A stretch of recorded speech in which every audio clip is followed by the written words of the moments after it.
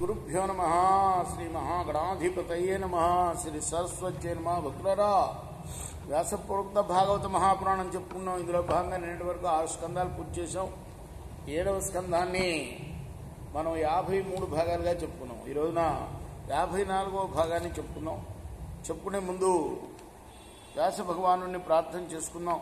వ్యాసాయ విష్ణు రూపాయ వ్యాసరూపాయ విష్ణవే నమో వై బ్రహ్మణిదయే వాసిష్ఠాయ నమో నమః.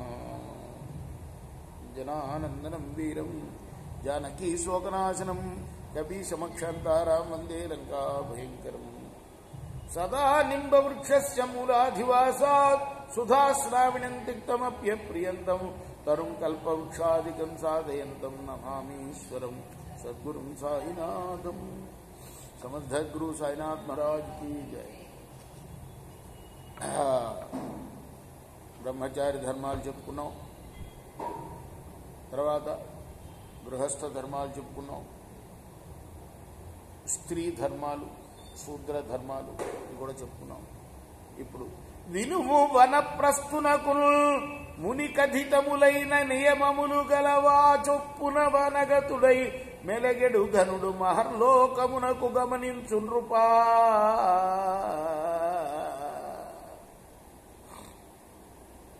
అట మీద గృహస్థాశ్రమంబు విడిచి వనంబునకుంజని దున్నక పండెడి నీవారాధికంబు అగ్నిపక్వంబు చేసి ఉండే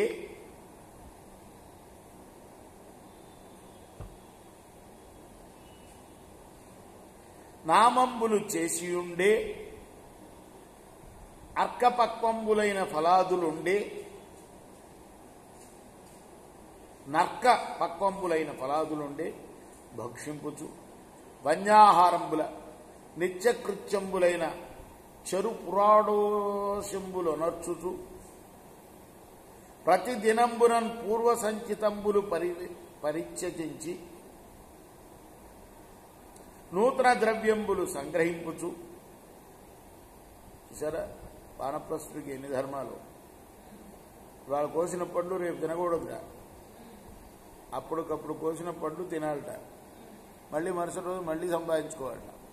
పూర్వ సంచితంబులు పరిత్యజించి నూతన ద్రవ్యంబులు సంగ్రహింపుచు హిమ వాయు వర్షాతపంబులకు సహింపుచు చలి తర్వాత మంచు వర్షం వీటిలన్నింటినీ కూడా సహింపుచు నకస్మెశ్రుకేశ తనూరహంబులు ప్రసాదితంబులు చేయక జటిలుండై వసింపుచు. గోళ్లు కూడా కత్తిరించుకోకూడదుగా, కేశాలు కత్తిరించుకోకూడదుగా. దండాజిన కమండలు వల్కల పరిచ్ఛందములు ధరించి 12 అయినా 8 అయినా 4 అయినా 2 అయినా 1 సంవత్సరం పైన తపప్రయాసంబున బుద్ధినాశంబు కాకుండా ముని అయి అంటే మౌనంగా చెరింపుచు దైవవశంబున జరారోగంబుల చేత చిక్కి నిజ ధర్మానుష్ఠాన సమర్థుడు గాని సమయంబున నిరసన వ్రతుండై అగ్నుల ఆత్మారోపణంబు చేసి సన్యసించి ఆకాశంబునందు శరీర రంధ్రంబులను గాలియందు నిశ్వాసంబును తేజంబు లోపల ఊష్మంబును జలంబుల రసంబును ధరణియందు శల్యమాంస ప్రముఖంబులను వహ్నియందు వ్యక్తంబుతోడ వాక్కును ఇంద్రునియందు శిల్పంబుతోట కరంబును విష్ణునియందు గతితోడ పదంబులను ప్రజాపతి యందు రతితోట ఉపస్తంబును మృత్యువందు విసర్గంబుతోట ఆయువును దిక్కులందు శబ్దంబులతోట శ్రోత్రంబులు వాయువందు స్పర్శంబుతోట త్వక్కును త్వక్కంటే చర్మం సూర్యునందు రూపంబుతోట చక్షువులను సలిలంబులందు ప్రచేత సహిత అయిన జహ్వయు క్షితియందు గంధ సహితమైన ఘ్రాణంబును చంద్రునియందు మనోరథంబులతోడ మనంబును కవి అయిన బ్రహ్మయందు బోధంబుతోడ బుద్ధియు రుద్రునియందు అహంకారంబుతోడ మమత్వమును క్షేత్రజ్ఞునియందు సత్వంబుతోడ చిత్తంబును పరంబునందు గుణంబులతోడ వైకారికమును చెందించి అట మీద పృథివిని జలంబులందును జలంబును తేజమునందును తేజమును వాయువునందును వాయువును గగనమునందును గగనమును అహంకారతత్వమునందు అహంకారమును మహత్తత్వమునందును మహత్తత్వం ప్రకృతి ఎందును ప్రకృతి ప్రకృతిని అక్షరుండైన పరమాత్మ యందును లయంబునందించి చిన్మాత్రావశేషితుండైన క్షేత్రజ్ఞుని నక్షరత్వమున ఎరిగి ద్వైరహితుండై దగ్ధకాష్టుండైన వక్రి చందమున పరమాత్మ అయిన నిర్వికార బ్రహ్మమునందు లీనుండు కావలయును. ఎలా శరీరాన్ని చేయించాలి, వానప్రస్థుడైన తర్వాత సన్యాసం స్వీకరించి ఎలా పరమాత్మలో కలవాలి అని చెప్తున్నాడు. అనగవన ప్రస్తుండైతని తద్ధర్బంబులిట్లు సలుపుచు మరియును మననేని సన్యసింపంజనున్నట మీదటను ముక్తి సంగత్వమునను ఇట్లు వానప్రస్థాస్త్రంబు జరిపి సన్యసించి దేహమాత్రావశిష్ఠుడును నిరపేక్షుడును భిక్షుడును నిరాశ్రయుడును ఆత్మారాముడును సకలభూత సముడును శాంతుండును సమచిత్తుండును నారాయణ ప్రాయణుడును అయి కౌపీనాచ్ఛాదన మాత్రమైన వస్త్రంబు ధరించి ఇక్కడ కూడా మళ్ళీ ఆగ్రహాశ్రమంలో కూడా గోచిగుడ్డే, బ్రహ్మచారి ఆశ్రమంలో గోచిగుడ్డ, సన్యాసాశ్రమంలో కూడా గోచిగుడ్డే. అదే చెప్తున్నాడు. కౌపీన ఆచ్ఛాదన మాత్రంపైన వస్త్రంబు ధరించి, కౌపీనం అంటే గోచిగుడ్డ, దండాది వ్యతిరిక్తంబులు విసర్జించి ఆత్మపరంబుగాని శాస్త్రంబులు వర్జించి గ్రహనక్షాద్రి విద్యలను అభ్యసింపక భేదభావంబులైన తర్కంబుల తర్కింపక ఎందును భక్షీకరింపక శిష్యులకు గ్రంథములు వచించి ఉపన్యసింపక బహువిద్యల జీవింపక మత్తాది వ్యాపారంబుల ఉల్లసిల్లక పెక్కు దినంబులొక్క వసింపక ఊరూర ఒక్కొక్క రాత్రి నిలుచుచు కార్యకారణ వ్యతిరేక్తమైన పరమాత్మ యందు విశ్వంబు దర్శించుచు. నేను చూశాను, శంకర మఠానికి వచ్చాడు ఆయన, అప్పుడు ఏమీ అది ఎవరితోటి ఏమి ఉపన్యసించకూడదు సన్యాసి, ఇప్పుడు వాళ్ళలాగా కాదు, శాస్త్రం అదే చెప్తుంది. శిష్యులకు గ్రంథంబులు వచించి ఉపన్యసింపక, ఉపన్యాసం చేయకూడదు, అర్థమైందా? మౌనంగా ఉండాలి, ఒక ఊర్లో ఒక్క రాత్రే ఉండాలి. కార్యకారణ వ్యతిరిక్తమైన పరమాత్మ యందు విశ్వంబు దర్శింపుచు సతసన్మయంపైన విశ్వంబునందు పరబ్రహ్మమైన ఆత్మని అవలోకింపుచు జాగరణ స్వప్న సంధి సమయంబుల ఆత్మ నిరీక్షణంబు చేయుచు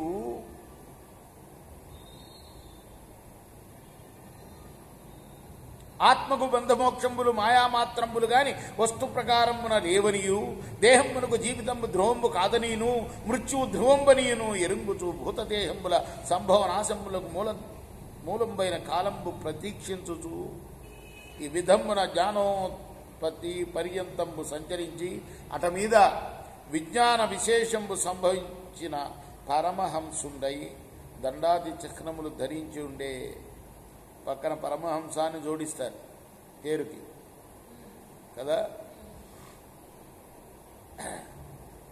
దండాది చిహ్నములు ధరించి ఉండే ధరింపక ఉండే బహిరంగ వ్యక్త చిహ్నుండు కాక అంతరంగ వ్యక్తమైన ఆత్మానుసంధానంబు కలిగి మనీషి అయి బాహ్యానుసంధాన భావంబున మనుషులకు తన వలన ఉన్మత్త బాలమూకుల తెరంగు చూపొచ్చుండవలయను.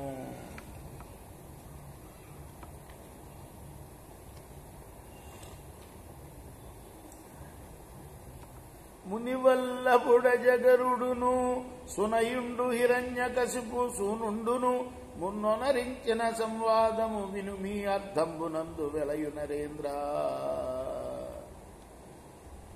తొలి భగవత్ప్రియుడైన ప్రహ్లాదుడు కతిపయామాచ్య సహితుండై లోకతత్వము నెరింగడి కొరకు లోకంబుల సంచరింపుచు ఒకనాడు కావేరీ తీరంబున సఖ్య పర్వత తటంబున ధూళి ధూసరితంబైన కరచరణాద్యవయంబులతోట గూఢంబైన నిర్మల తేజంబుతో కర్మాకారవచోలింగ వర్ణాశ్రమాదుల ఎవ్వరికి ఎరుగింపబడక నేల నిద్రింపుచు నజగర వ్రతధరుండైన మునింగని దాయంజని విధివత్ ప్రకారమున అర్చించి మునిచరణంబులకు శిరంబు మోపి అతని చరిత్రములు తెలియక ఇచ్చిగించి ఇట్లనియే. అజగరుడనే వాడు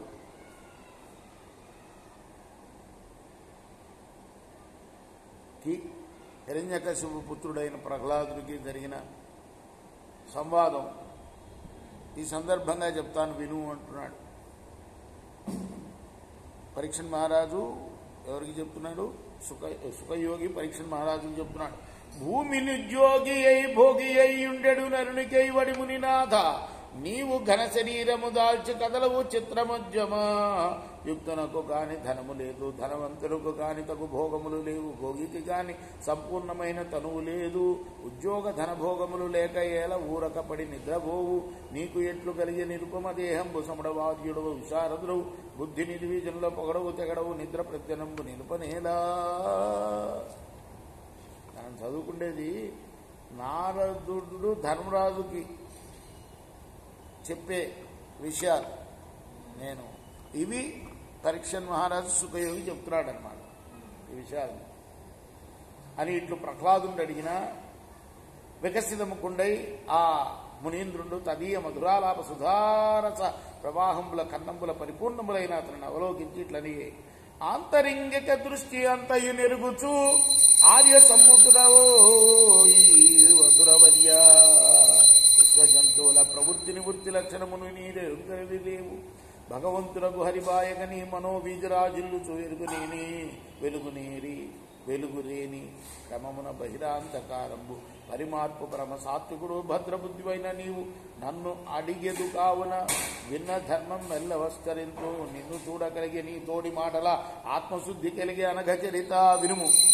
ప్రవాహకారిణి విషంబుల చేత పురింపరాని తృష్ణం చేతం బడి కర్మంబుల పరిభ్రామ్యమానుండనైన నేను నానావిధ యోనులందు ప్రవేశింపుచు వెడల్చు ఎటకేలకు మనుష్యదేహము ధరించి అందు ధర్మంబున స్వర్గద్వారంబును అధర్మమున సునక సూకరాది తిరియజంతు యోని ద్వారంబులను పొంది క్రమ్మర మనుష్యుండై పుట్టవలెనని వివేకించి సుఖరక్షణ దుఃఖమోక్షణముల కొరకు ధర్మంబులు చేయు దంపతుల వ్యవహారములు కని సర్వక్రియా నివృత్తి కలిగిన జీవుడు స్వతంత్రుడై ప్రకాశించుడని నిర్ణయించి భోగంబులు మనోరథ జాత మాత్రములు కాని శాశ్వతములు కావని పరీక్షించి నివృత్తుండనై ఉద్యోగంబు లేక నిద్రించుచు ప్రారబ్ధ భోగంబులు అనుభవించుచూ ఉండుదు. ఈ విధమున తనకు సుఖరూపమైన పురుషార్థము తన యందు కలుగుట ఎరుంగగా పురుషుండు శైవాల జాల నిరుద్ధంబులైన శుద్ధ జలంబుల విడిచి ఎండమావుల జలంబులండి పారడి మూఢుని తెరంగన సత్యంబు గాని ద్వైతంబు జొచ్చి ఘోర సంసార చక్ర పరిభ్రాంతులైండు. దైవతంత్రములైన దేహాదుల చేత ఆత్మకు సుఖంబును దుఃఖనాశంబును కోరుచు నిరీశుండైన వాని ప్రారంభంబులు నిష్ఫలంబులకు అధీనం కాక మర్చునకు ధనంబు ప్రాప్తంపైన అది దుఃఖకరంబు గాని సుఖకరంగా కాదు. లోభవంతులైన ధనవంతుల నిద్రాహారంబులు లేక రాజచోర యాచక శత్రుమిత్రాది సర్వ స్థలంబులందును శంకించు దానభోగంబుల మరిచి ఉండుదురు. ప్రాణార్థవంతులకు భయంబు నిత్యంబు శోకమోహ భయక్రోధ రాగ శ్రమాదులు వాంఛా మూలంబులు వాంఛ లేకుండా ఉండవలయు అని బోధిస్తున్నాడు ఆ జగరుడు ఎవరికి? ప్రహ్లాదుడికి. రేపు మనం దీన్ని కొనసాగిద్దాం. భాగండి. श्री सच्चिदानंद सद्गुरु साईनाथ महाराज की जय। चकोरा हारती को सद्गुरुनाथ दिव साईनाथ पांचभूति तत्व आरती तुमरा निर्गुणम स्थित